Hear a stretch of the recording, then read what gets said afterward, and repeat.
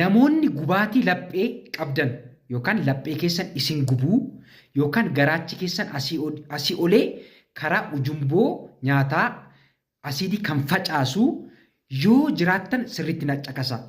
Namoonni baay'een dhukkuba kanaan waan rakkatanii fi kooppii liinkii gochuun namoota akkasii bira akka naaf ga'us naaf taasisa.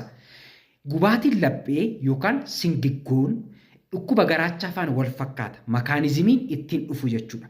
Asiidii sanatu garaacha keenya nu gubaa.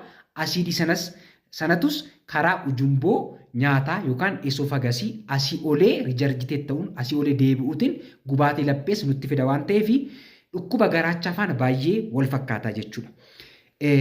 Gubaatiin laphee yookaan singiggoon baay'achuu asiidii yookaan haayilookilooriik asiidiitiin haa dhufu malee namoonni dhukkuba kanaan rakkatan yeroo baay'ee maal jedhanii gara mana yaalaa dhufu laphee koo na dhukkubaa, laphee koo na gubaa, onnee koo na dhukkubaa jedhanii gara mana yaalaa dhufu jechuudha. Karaa kam uumamuu danda'a gubaatiin laphee kan jedhu akkuma footoo kanarratti. Asirratti haayilookilooriik asiidiitu jiras. Haayilookilooriik asiidiitu jira. Asiidiin kuni karaa huutuu garaachaa, isheen kun huutuu garaachaati yookaan immoo looyer esoofajaal isfinikter jennee waamna jechuudha. Karaa kana haayilookilooriik asiidiin kun yookaan nyaanni garaacha keessa jiru karaa ujumboo nyaata gaafa asii olee deebi'u gubaatiin laphee nutti dhagaha. Yookaan immoo laphee keenya baay'ee nu gubaa jechuudha. Asiidiin sun asii olee karaa ujumboo nyaata waan ol deebi'uuf jechuudha. Akkuma amma fakkii irratti argitanii jechuudha. Isa kana akkamittiin hir'isuu dandeenya yookaan akkamittiin irraa fayyuu dandeenya? Wantoota nuyi mana keessatti gochuu qabnu akkuma dhukkuba garaachaaf goonu yookaan of eeggannoo dhukkuba garaachaaf yookaan coggaarraaf goonu isa kanaafis gochuu qabna jechuudha. Maal gochuu qabna? Nyaata garaacha keenya nutti kaasu kan akka nyaata zayitii baay'ee qaban yookaan qibaatii baay'ee qabanii nyaata barbaree yookaan